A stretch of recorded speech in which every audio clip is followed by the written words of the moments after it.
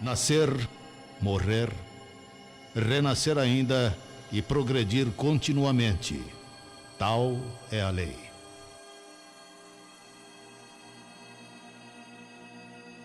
É com muita alegria que, como toda sexta-feira, nós nos reunimos nesta casa de oração e serviço para, numa palestra gostosa, confortante, nos reunirmos em união, em harmonia, em sintonia com a espiritualidade maior. Então, nós sentimos a presença de Jesus, nosso Mestre, com sua túnica branca, nos envolvendo num abraço fraterno, num abraço carinhoso, emitindo do seu coração muita luz, muita energia, muita paz, serenidade, confiança e fé. E nesse clima de harmonia que nos envolve, vamos pedir a Deus, nosso Pai, que seja conosco. Que possamos, na noite de hoje, abrir os nossos corações, as nossas mentes, para entender a lição de hoje do Evangelho, transmitido pela nossa companheira Lucília. Que ela seja envolvida pelos bons espíritos, que a inspire em sua palestra, para que nós possamos ouvir e entender, e quando sair daqui, colocarmos em prática as lições do Mestre Jesus. Ampara-nos, Senhor, a todos, na sua luz e na sua misericórdia. Pai nosso que estais no céu, santificado seja o vosso nome. Venha a nós o vosso reino, seja feita a vossa vontade, assim na terra como no céu. O pão nosso de cada dia nos dai hoje. Perdoa, Senhor, as nossas dívidas, assim como nós perdoamos os nossos devedores, e não nos deixeis cair em tentações, mas livra-nos do mal, porque teu é o reino, o poder e a glória para todos sempre. E na certeza da sua presença amiga entre nós, sobre a égide bendita de Jesus, com o auxílio dos mentores amigos desta casa de oração e serviço, nós pedimos permissão para iniciar a nossa reunião de mediunidade, de estudos, de preces desta noite. Que assim seja. Bom, companheiros de todas as sextas, hoje nós temos o prazer de receber na nossa casa a nossa companheira. Eu sou suspeita, porque eu não a conheço. Ela é minha prima, por parte do meu primo Vicente. É uma pessoa, mas não é por isso. Ela é maravilhosa. Nós somos amigas de infância, de Birigui. Somos cúmplices. E é uma pessoa muito estudiosa da doutrina. Ela se dedica muito. E nós temos o prazer de tê-la conosco esta noite. Seja bem-vinda na nossa casa, ela é toda sua.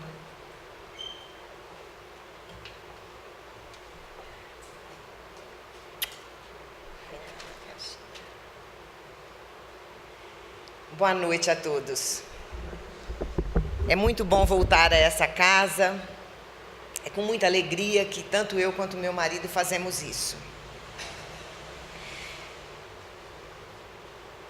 Que nós possamos, ajudados, amparados pela espiritualidade aqui presente, refletirmos um pouquinho sobre as verdades, sobre as lições do Evangelho.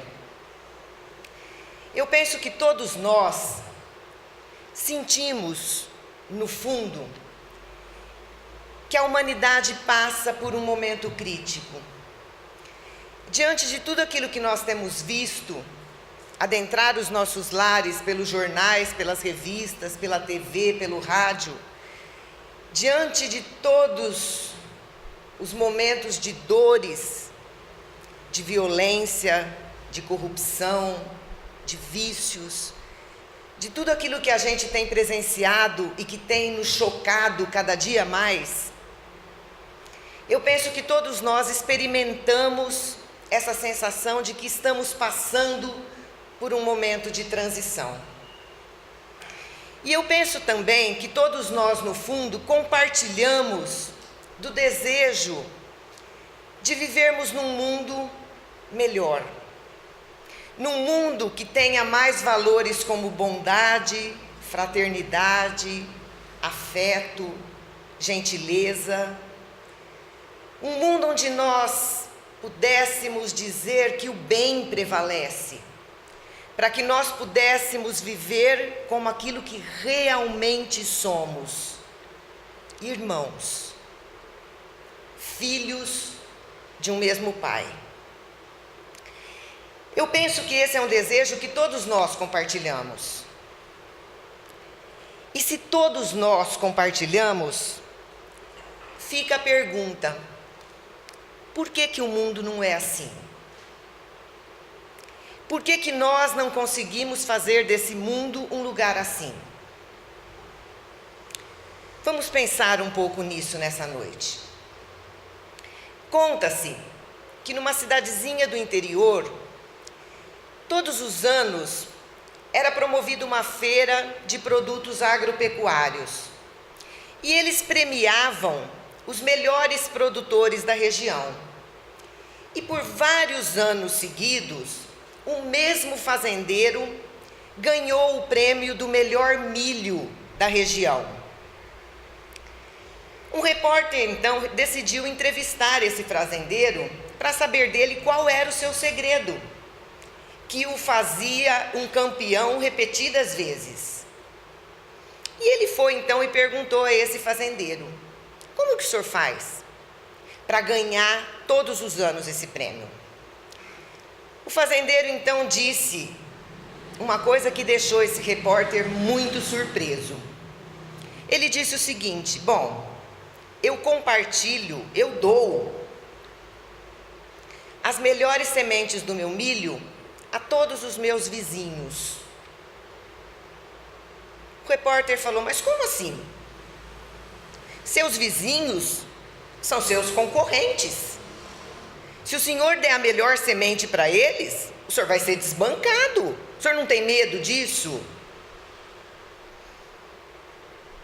Ele então respondeu a esse repórter: não. Porque tem uma coisa que você talvez não saiba e talvez não entenda.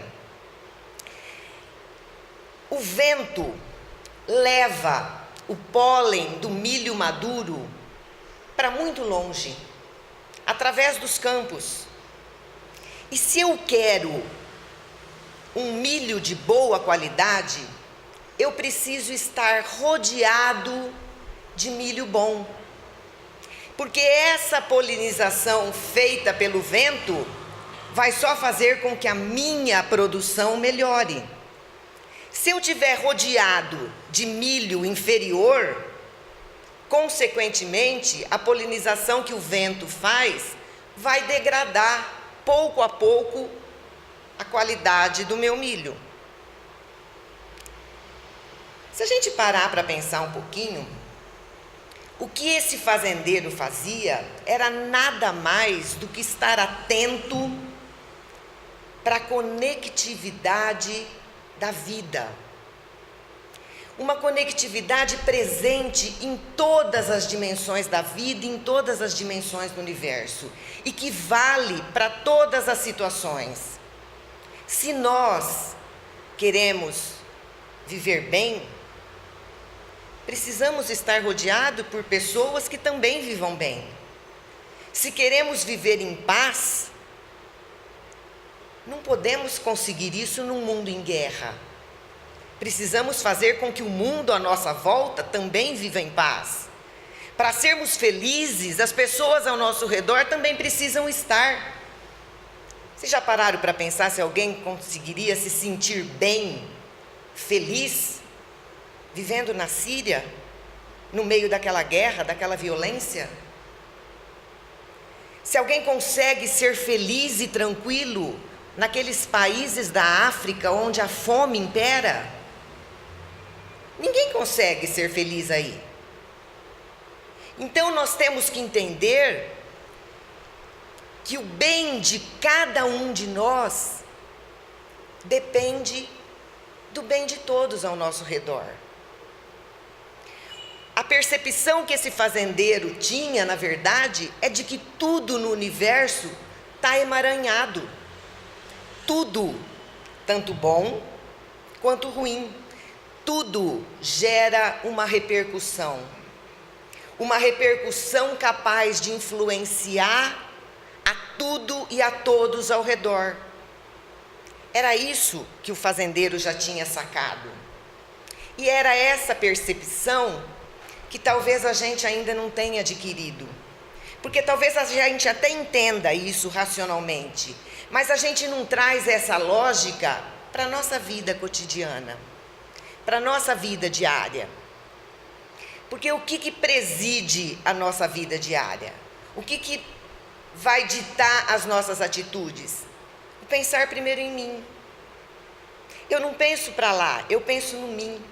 Eu penso em satisfazer os meus desejos, os meus interesses, os meus direitos, para depois pensar no outro. E com essa postura, o que acontece? A gente inverte toda a lógica do processo da vida. A gente quer receber antes de dar. A gente quer usufruir antes de trabalhar, antes de se esforçar. É por isso, então, que vivemos num mundo assim. Por causa dessa nossa postura autocentrista, de nos colocarmos no centro de tudo. Talvez seja por isso que no livro Obras Póstumas esteja colocado que nós só seremos felizes o dia que conseguir nos animar sentimentos de benevolência, indulgência, condescendência recíprocas. Quer dizer, de uns para com os outros. Então, se a gente quer um mundo melhor, a primeira coisa que nós precisamos parar e pensar: não podemos ser governados pelo egoísmo tão presente dentro de nós como ainda somos. Porque, como fala a espiritualidade no livro Obras Póstumas, todos nós ansiamos por realizações e buscamos satisfazer esses anseios, muitas vezes passando por cima do direito do outro, despojando o outro do que é dele, porque a gente pensa em si. E é justamente dessa conduta nossa que advém todos os conflitos sociais que a gente experimenta, todos os nossos problemas. Basta que a gente pense um pouquinho se no fundo de tudo não está o egoísmo.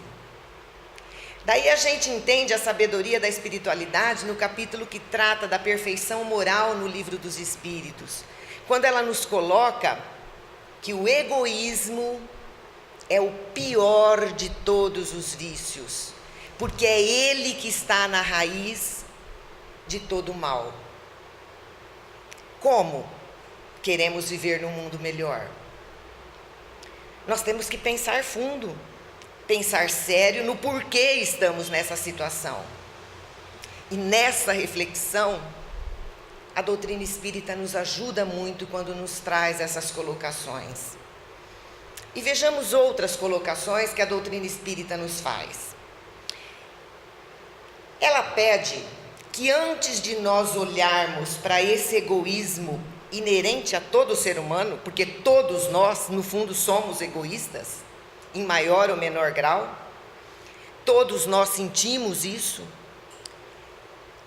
Ela coloca uma coisa muito interessante. A espiritualidade diz o seguinte: antes de olhar para esse egoísmo como um defeito, nós precisamos olhar para isso como uma característica própria de seres que ainda não evoluíram. Ou seja, é uma característica própria de um estágio na nossa evolução. Então, o egoísmo faz parte de um estágio da nossa evolução. E no livro Obras Póstumas, a espiritualidade nos explica. É colocado o seguinte: Deus dotou a todos nós, todos os seres humanos, com um instinto de conservação. Então, lá no começo do nosso processo evolutivo, quando começamos a entrar na posse da nossa consciência, nos primórdios da nossa consciência, fomos dotados com esse instinto de conservação, que nessa época, nessa fase da nossa evolução, era disso que provinha o estímulo que precisávamos para nos alimentar, para nos defender, para buscar segurança. Ou seja, em busca de satisfazer esse instinto tão presente em nós, é que nós conseguimos manter a nossa sobrevivência. Mas a evolução continua. E o homem, quando começa a entrar na posse do seu livre-arbítrio, começa a fazer escolhas. E nesse momento, ele começa a exagerar no uso que faz desse instinto de conservação. E ele começa a se ver como acima de seus semelhantes. Ele começa a se colocar como mais importante do que o seu semelhante. E é desse orgulho de se achar melhor que o outro, mais importante que o outro, que o egoísmo acaba aparecendo. Desse orgulho que o homem sente por se julgar melhor que o outro. Então ele se torna egoísta. Essa transformação do instinto de conservação em egoísmo é o que Joana de Ângeles chama de emoções que adoecem. O espírito de Joana de Ângeles nos ensina que, na verdade, todas as emoções que sentimos, tudo aquilo que sentimos, mesmo aquilo que a gente não admite nem para a gente mesmo, tudo faz parte da nossa evolução. Não pode ser nem ignorado, nem desprezado, nem fingir que não tem. Porque muitas vezes, a gente não reconhece que sente inveja, que sente ciúmes, que sente raiva, que sente orgulho, a vaidade. Vocês já ouviram alguém falar: nossa, eu sou muito invejosa? Não. A gente não admite nem para a gente mesmo, mas sentimos. Sabemos que sentimos. E isso é para ser ignorado? É para nos envergonhar? É para a gente fingir que não tem? De maneira alguma. Tudo que a gente sente nos mostra alguma coisa. Nos mostra o que precisamos melhorar. Onde precisamos nos educar, nos disciplinar. Então, Joana de Ângeles nos fala que nossas emoções precisam ser disciplinadas, educadas, para que na sequência se transformem em sentimentos. Então, chegará um dia que não seremos seres tão passionais como somos, que não são as emoções que nos comandarão. Teremos sentimentos, emoções que, se forem bem trabalhadas, porque se não forem, elas vão adoecer e acabam se transformando em paixões perniciosas. É essa transformação do instinto de conservação no egoísmo puro e simples. Mas a gente pode pensar em outros exemplos. Por exemplo, um afeto verdadeiro, grande, que a gente sinta por algo ou por alguém. Se isso for bem trabalhado, com respeito, na sequência se transformará em amor. Mas se a gente não souber trabalhar bem esse afeto, ele pode se transformar numa paixão que desequilibra, num apego excessivo. Adoeceu. A ambição é uma coisa boa? Lógico que é. Se não fosse a ambição de aprender algo, de me tornar melhor, como que o progresso aconteceria? Então a ambição é bom, que tenhamos, desde que não se transforme em ganância, em inveja, em cobiça. Uma religião é bom? Fundamental. É a nossa busca da nossa religação com o Pai. Fundamental para a nossa vida, desde que não nos transforme em criaturas fanáticas. Quantas guerras a humanidade viu por conta do nome de Deus? O que nós estamos vendo hoje? Terroristas fazendo absurdos em nome de Alá. Se não é uma religião, um princípio religioso que se descambou para um fanatismo. Ter um ideal na vida é bom? Muito. Lutar por algo que seja nobre, viver, acreditar em algo nobre, desde que isso não faça de nós criaturas intransigentes, radicais. O que nós estamos vivenciando hoje em termos de política no nosso país? As pessoas estão se transformando em inimigos por conta de acreditarem em valores diferentes. Nós não estamos sabendo conviver com a diversidade de opiniões.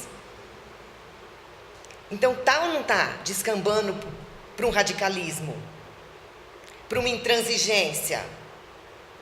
Cuidados com o corpo, com a nossa casa, é bom? Lógico. Mostra capricho, zelo, desde que isso não se transforme em futilidade. Apreciar o lazer é bom? Necessário, não só bom. Precisamos refazer as nossas energias, desde que isso não vire preguiça, ociosidade. Então nós vamos ver, apreciar uma boa mesa, a comida é bom? Lógico, precisamos dela para o nosso corpo se manter, desde que não vire gula. Então o que nós vemos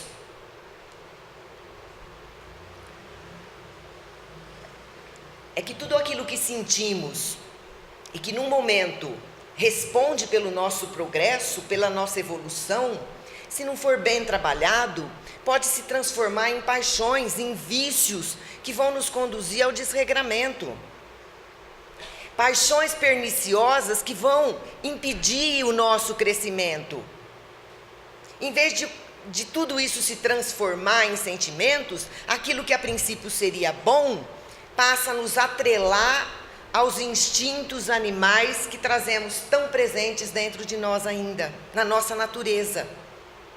Seremos escravos dessas emoções. Não as controlaremos, ao contrário, seremos controlados por elas.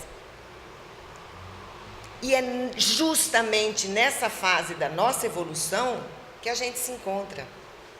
Principalmente com relação, então, ao egoísmo. Nós estamos na fase de entender que o momento da nossa evolução é de deixar de olhar tanto para dentro de si. É começar a olhar um pouco para o próximo, para o coletivo, para os interesses do mundo, da sociedade em que vivemos. Nós não podemos mais pensar só em nós mesmos. A espiritualidade dá um exemplo muito interessante. Ela nos compara a uma semente. A semente, numa fase da evolução dela, do germinar dela, ela arranca do solo, arranca tudo que ela precisa, todos os nutrientes que ela necessita para se transformar em árvore. Ela suga tudo aquilo do solo. Mas num segundo momento, já transformada em árvore, ela começa a dar frutos. Então é nesse ponto que nós estamos na nossa fase evolutiva, no ponto de nos tornarmos menos egoístas, mais altruístas. Mas isso é fácil? É claro que não, porque tudo no nosso mundo nos leva aos valores materiais. É a lógica que prevalece nessa nossa vida aqui na Terra. Nós somos direcionados por padrões desse mundo material. É a lógica, os valores desse mundo que presidem as nossas atitudes, as nossas escolhas, mesmo que inconscientemente. Às vezes a gente nem se dá conta disso, a gente nem para pensar nisso, mas a gente está sendo regido por padrões exclusivamente materiais. Pensemos uma coisa só para nós mesmos, não precisa ninguém falar. Pensa. Quais são os nossos referenciais de sucesso? Quando a gente pensa numa pessoa que teve sucesso na vida. Rica, poderosa, bonita, famosa. São esses nossos referenciais. Quando a gente quer que o nosso filho se dê bem na vida, a gente pensa no quê? Numa profissão, na inteligência, no poder, em ganhar bem, em ter segurança. A gente atrela a segurança nessa vida, o nosso bem-estar, a valores materiais, até de forma inconsciente. Nós somos regidos por padrões de estética, de beleza, de comportamento, de costumes sociais, de sucesso, por padrões puramente materiais. E se a gente acha que para ser feliz, no fundo, às vezes nem pensamos nisso, isso é totalmente inconsciente. Se achamos que para ser feliz eu preciso, para ter segurança, para me sentir seguro nessa vida, para ter conforto, eu preciso de dinheiro, eu preciso de poder, eu preciso disso, é isso que eu persigo. É isso que eu trabalho incansavelmente para conseguir. E daí, se eu consigo um pouco desse poder que eu tanto almejo, desse dinheiro que eu tanto acho necessário, eu percebo que eu não sou feliz mais do que eu era antes. Às vezes sou mais inquieto, mais angustiado por conta daquilo que eu já consegui, de medo de perder, de querer conseguir mais. Então eu vivo em função dessas coisas. E daí eu não consigo, eu acho que eu não sou feliz, porque eu não consegui tudo que eu precisava. Preciso conseguir mais. E é nessa lógica que a gente acaba atropelando e passando por cima dos direitos do outro. Passando por cima do nosso próximo. Porque afinal de contas a gente pensa assim, mas se eu não pensar em mim, quem vai pensar? Eu tenho que pensar. E temos realmente que pensar em nós. Como eu disse, não é algo a ser desprezado. Os valores desse mundo não são para serem desprezados, porque afinal estamos vivendo aqui. Mas quando isso é colocado como a única finalidade da nossa vida, quando a nossa busca passa a ser só essa, então alguma coisa está errada. Então é hora da gente parar e pensar quando a gente começa a passar por cima do outro. Porque isso num país subdesenvolvido como o nosso, se torna ainda mais grave. Por quê? Porque em países desenvolvidos existe uma legislação que se cumpre quando algum direito é desrespeitado, quando algum excesso é cometido. A lei vai lá e pune esses abusos. Então, as diferenças não se aprofundam tanto, as desigualdades não se tornam tão gritantes. Mas num país como o nosso, onde a lei não se cumpre, onde a impunidade campeia, esse nosso comportamento aprofunda cada vez mais as injustiças, as desigualdades. Porque, infelizmente, é isso que nós estamos assistindo. Não é isso que está acontecendo, que nós estamos vendo na televisão a todo instante? Episódios de corrupção, de violência, de crime, de impunidade, que acontecem em tal monta que a gente está ficando até indiferente a eles. Parece que aquilo nem nos diz mais respeito. Da onde provém tudo isso, se não é do egoísmo?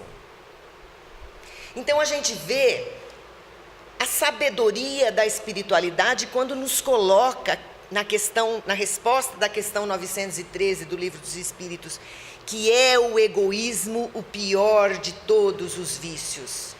É ele que está na raiz de todo o mal. É o egoísmo que está por trás dessa sede de poder que acaba ocasionando as guerras. É o egoísmo que está por trás dessa ambição desmedida que acaba nos conduzindo à corrupção, à exploração dos mais fracos. É o egoísmo que está por trás desse consumismo, desse materialismo desenfreado que está nos governando e que está fazendo de nós criaturas cada vez mais insatisfeitas, que estão descambando para o desregramento, para os vícios. É o egoísmo que está por trás dessa sede de ter cada vez mais, que acaba ocasionando o crime, a violência, o tráfico. É ou não é o egoísmo que está por trás de tudo? E isso acaba gerando, ao nosso redor, um círculo vicioso.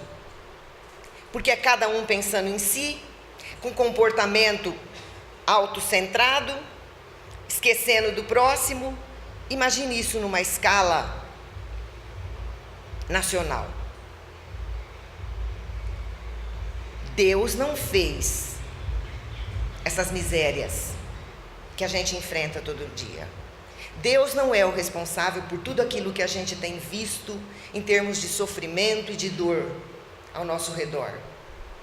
Tudo isso é fruto, na verdade, de uma sociedade que se deixa guiar pelo egoísmo.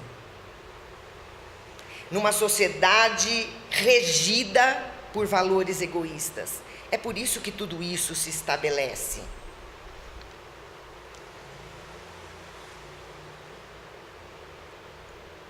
Mas a gente pode até estar pensando assim, nossa, mas eu não me vejo desse jeito, com essa sede de poder, com essa ganância, com esse egoísmo tão exacerbado. Eu não penso só em mim, eu penso, afinal estamos numa casa de caridade, que promove a caridade. Então a gente talvez pense até que isso não nos diz respeito, que isso fala assim, ah não, eu acho que eu não cheguei nesse ponto. Mas uma coisa é certa, as consequências desse comportamento, as consequências disso são sentidas por todos nós, de uma forma indireta ou direta. Um exemplo disso é a violência. Quem de nós se sente plenamente seguro dentro da própria casa? Nenhum.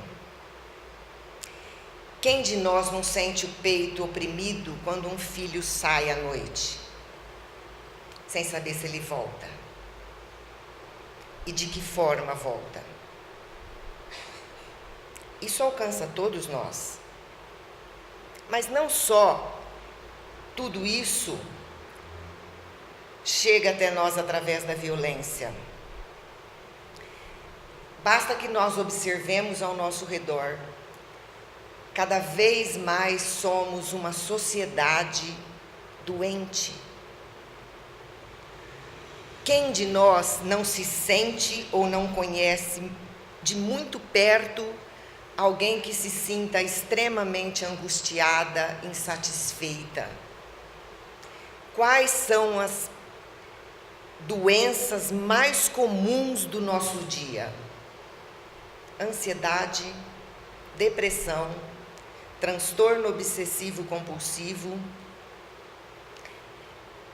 síndrome do pânico, fibromialgia. É ou não é? Tem alguém aqui que não conhece pelo menos uma pessoa que seja cometido por esses males? Quem de nós não sente o peito angustiado e apertado? Quem de nós muitas vezes não se sente insatisfeito? O que é tudo isso, na verdade? Porque doença do corpo não é. São doenças que não são detectadas em exames laboratoriais.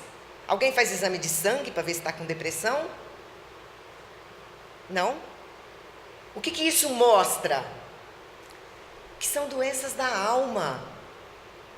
Nós estamos vivendo como um corpo e nos esquecendo que somos espíritos. Alimentamos esse corpo com todos os valores desse mundo e nos esquecemos que precisamos alimentar o nosso espírito. E é por conta disso, de vivermos só uma realidade material, é que as consequências têm sido materiais. Não estamos colhendo frutos espirituais. As consequências que nós estamos vendo são esses males todos que a gente vê na sociedade que eu citei. E daí o que a gente faz? A gente corre atrás de cuidar das consequências. A gente quer ver todo mundo que erra, todo bandido, que rouba, que mata, que se droga, que faz o tráfico, tudo isso na cadeia. A gente quer remédios milagrosos para todos os males, inclusive os da alma. Mas a gente se esquece que, de acordo com a nossa atitude, nós estamos cuidando das consequências e fabricando problemas para o futuro. Porque foi esse comportamento nosso que nos trouxe até aqui. Talvez estejamos fabricando problemas muito maiores para o nosso futuro. Porque a gente não se dá conta disso. Eu quero pôr na cadeia todo mundo. Tá, vamos supor que exista cadeia para todo mundo. Eu estou desconfiada que não vai ter. Vamos supor que a gente consiga. E com o nosso comportamento diário, cotidiano, a gente fomenta esse modo de vida. A nossa sede de ter cada vez mais, o nosso consumismo, o nosso materialismo, o nosso desregramento, os nossos vícios, a nossa esperteza, o nosso jeitinho, que a gente adora falar, é o jeitinho, que no fundo nada mais é do que querer se dar bem em cima do outro, é o querer levar vantagem em tudo. Então nós não entendemos que nós chegamos nesse ponto por conta do nosso comportamento. A gente quer remédios milagrosos, remédio para ficar mais jovem, remédio para ficar mais magra, remédio para produzir cada vez mais, para me manter ativa, e depois remédio para dormir, porque a gente não consegue mais relaxar. A gente vive à custa disso, sem se dar conta que é o nosso espírito que está adoecendo, e que é dele que nós precisamos cuidar. Precisamos olhar para nós mais com essa ótica que a doutrina espírita nos possibilita. Porque para a correção de tudo isso, o único remédio possível é aquele que a espiritualidade nos coloca. A mudança de mentalidade do ser, que só acontece a partir da educação. Mas vejam bem, não a educação formal, que visa fazer homens instruídos. Se educação formal bastasse, cultura e conhecimento e dinheiro adiantariam alguma coisa. Nós estamos vendo o cenário de imoralidade partindo de criaturas extremamente cultas, extremamente inteligentes. Não é a educação que visa fazer homens instruídos, é a educação que visa fazer homens de bem. É a educação que nos traz valores éticos, morais para a nossa vida. Porque é isso que está nos faltando. É isso que está faltando para nós enquanto sociedade. E nós não podemos nos contaminar pelo proceder da sociedade e achar que a nossa parte é muito pequena e não faz diferença. Não. Como Gandhi dizia, a mudança do mundo, a mudança que queremos ver no mundo, tem que começar em nós. É cada um mudando a maneira de encarar a vida, mudando a maneira de proceder. E com a doutrina que nós temos, baseado nos valores que ela nos traz, Kardec nos fala de um passado.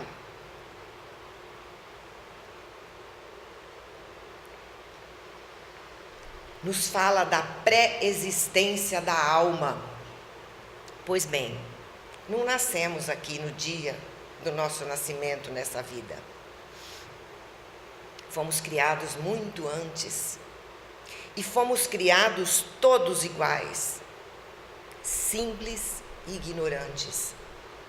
Isso faz de nós criaturas iguais, que estão aqui à procura da mesma coisa: evoluir, crescer, melhorar espiritualmente falando.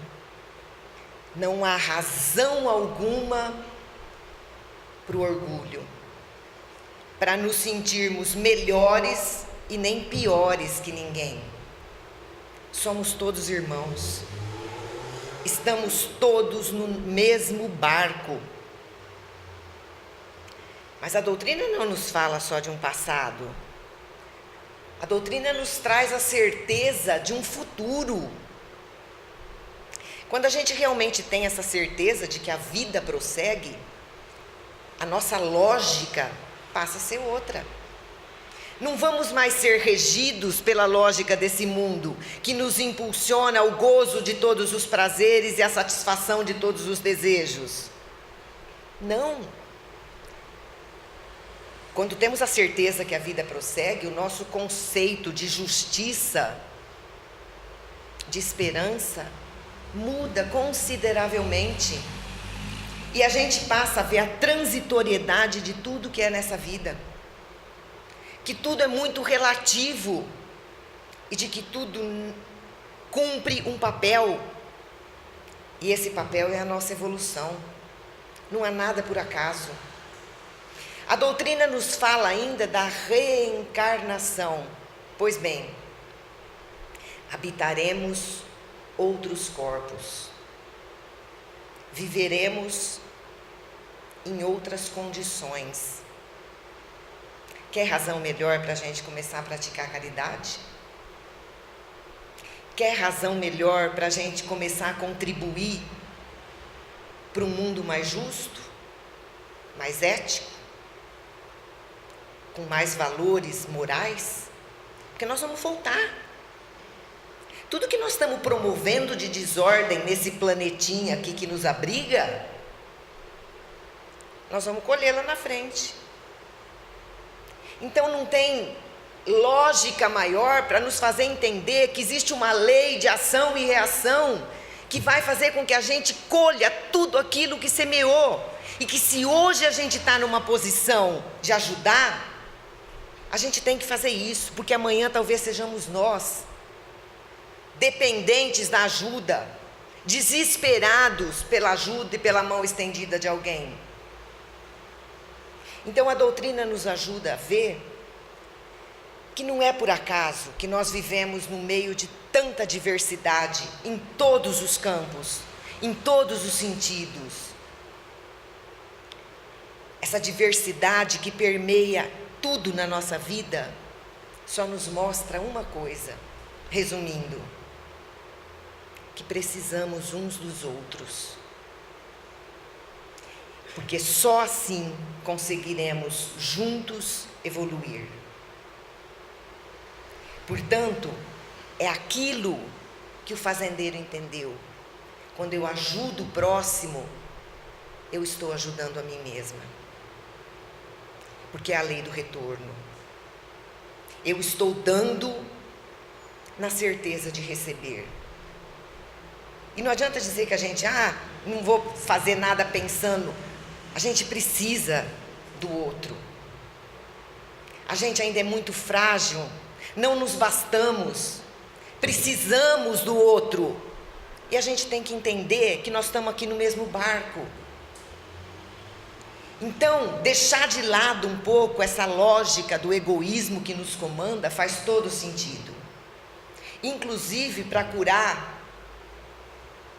talvez processos obsessivos que já estejamos arrastando por várias reencarnações. Será que nós já paramos para pensar que é só o bem que é capaz de advogar a nosso favor diante dos nossos inimigos, diante dos nossos desafetos angariados em outras vidas? É só quando eles verem a nossa postura mudando que eles conseguirão mudar também. É só através do bem e do amor que conseguirmos espalhar que nós vamos conseguir debelar as sombras que existem dentro e ao redor de nós. E talvez se a gente parar para ler um pouquinho sobre a vida de Chico Xavier, a gente chegue à conclusão óbvia de que a vida dele foi farta em exemplos de se doar ao próximo. E que isso fez toda a diferença para a humanidade. Não só para ele, para todos aqueles que puderam ser tocados pelo seu exemplo. Ele nos contou que certa vez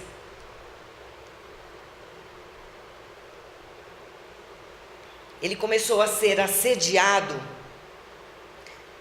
por um espírito que o esperava todos os dias para o acompanhar no trajeto que ele fazia da sua casa até o trabalho. Esse espírito vinha com uma aparência horrível, portando um porrete nas mãos e querendo de toda forma atingir o Chico. Dizia palavrões, impropérios, o insultava, falava que ele tinha sido escalado para acabar com a vida do Chico, para acabar com a sua obra. E o Chico foi ficando preocupado, porque aquilo começou a se repetir dia após dia.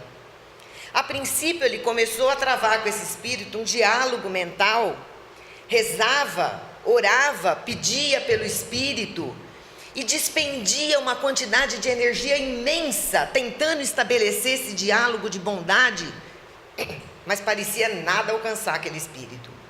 Ele chegava no trabalho totalmente acabado, com as suas energias lá embaixo.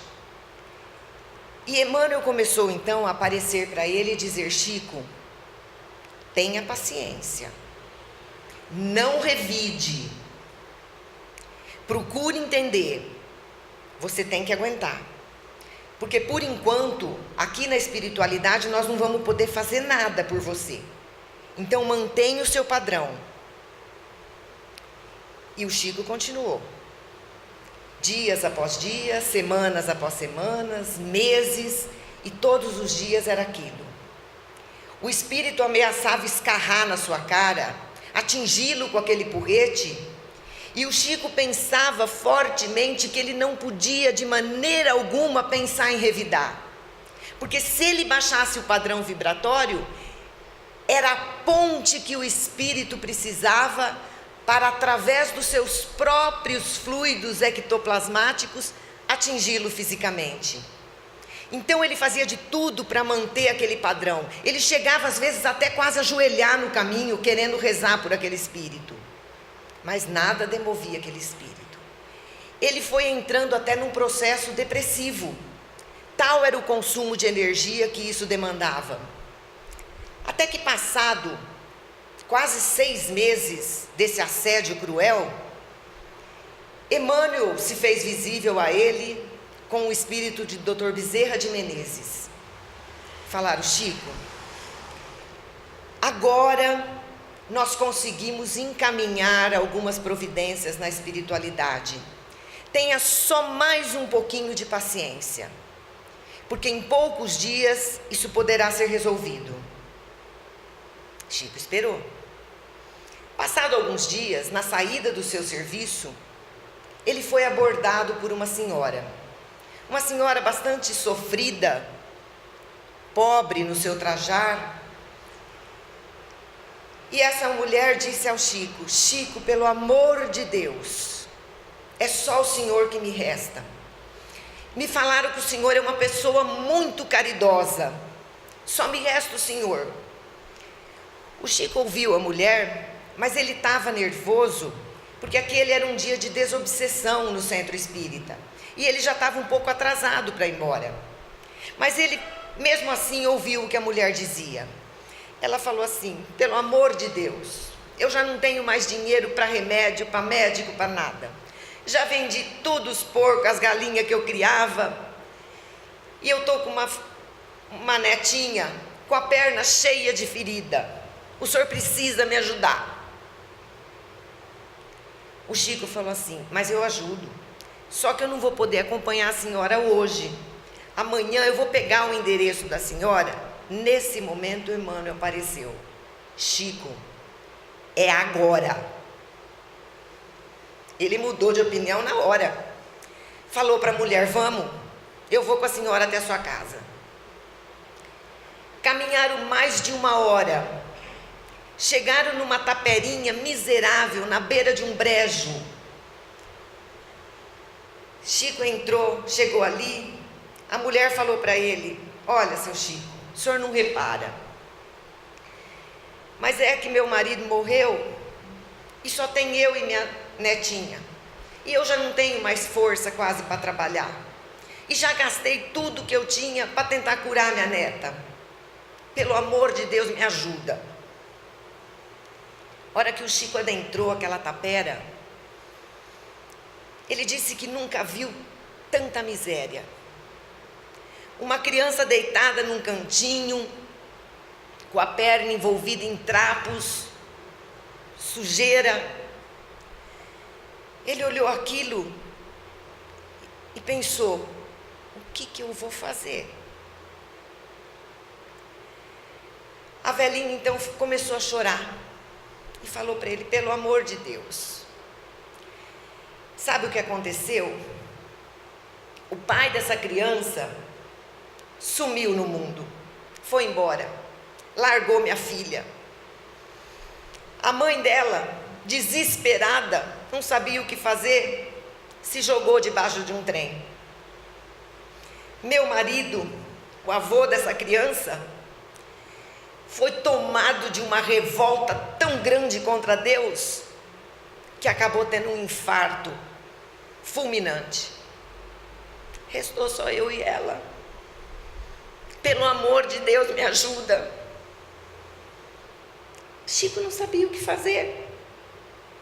Sentou-se aqui ao lado daquela criança que ardia de febre e começou a tirar os trapos que envolviam sua perna, se segurando por causa do cheiro de carne apodrecida que vinha daquela criança. Conforme ele tirava aqueles trapos, ele foi vendo que ela tinha uma ferida que ia do calcanhar até quase o joelho, cheia de larvas. O Chico olhou aquilo e falou: mas provavelmente, pensou, não vai ter jeito, essa perna vai ter que ser amputada, não tem o que fazer. Mas vendo o desespero daquela avó, Chico começou com a sua própria mão a tirar aqueles bichos. Mas parecia que quanto mais ele tirava, mais bicho aparecia. Ele começou a chorar. Nesse momento, o espírito do Dr. Bezerra de Menezes se fez visível a ele e disse a ele: Chico, lava essa perna com as tuas lágrimas. Faça das tuas lágrimas o soro e o antibiótico que essa ferida precisa. Chico pensou, falou: mas isso não vai ser nem difícil. Ele já estava chorando sem parar. E ali ficou, até quase meia-noite. Quando acabou aquilo, ele foi para sua casa, dizendo que no dia seguinte voltaria. No dia seguinte, levantou bem cedo, para tentar chegar no serviço antes de todo mundo, para que as pessoas não ficassem perguntando por que ele tinha os olhos tão inchados, e ele não tivesse que ficar explicando aquilo. rua para ir para o trabalho, a primeira coisa que ele vê, o espírito com o porrete na mão. Ele falou, e hoje ele me pega, porque hoje eu não tenho nem força para suportar. Começou a andar, mas ele ficou surpreso de perceber que o espírito começou a andar a seu lado, quieto, sem dizer uma só palavra. Ele não entendeu, mas também não quis entender. Melhor assim. Chegou no trabalho. Seu patrão quis saber por que ele estava tão acabrunhado aquele dia. E Chico então contou. O patrão então falou, eu quero ajudar também. Compraram uma cesta de alimentos, recolheram algumas coisas e na hora do almoço foram até aquela casa para levar os mantimentos. E quando estavam quase chegando, a avó veio correndo ao encontro deles, se colocou de joelhos diante do Chico e começou a chamá-lo de santo, dizendo que a ferida daquela netinha estava quase cicatrizada. Chico então apoiou aquela mulher e foram ver, e era isso que tinha acontecido. Ele e o seu patrão continuaram ajudando, recolheram dinheiro, conseguiram um capital para que elas fossem morar no interior, junto de parentes. E nos dias que se seguiram a tudo isso, Chico percebeu que o espírito continuou ao lado dele, andando sem dizer nenhuma palavra. E depois de alguns dias, aquele espírito lhe confessou. Ele era o avô daquela criança. Ele havia desencarnado tão revoltado que ele havia sido recolhido por espíritos inferiores e havia sido escravizado por eles. Espíritos que o colocaram a serviço do mal para destruir a obra do Chico. E ele falou, e eu estava cumprindo minha tarefa. Até que eu me dei conta do amor com que o Senhor tratou minha mulher e minha neta. O Senhor se esqueceu de si mesmo para ajudá-las. E isso nada paga. De hoje em diante, o Senhor conta comigo para o que precisar. Que Deus nos ajude a entender que é essa lógica do amor que permeia tudo no universo e é a única capaz de transformar as nossas vidas. E que Ele nos ajude.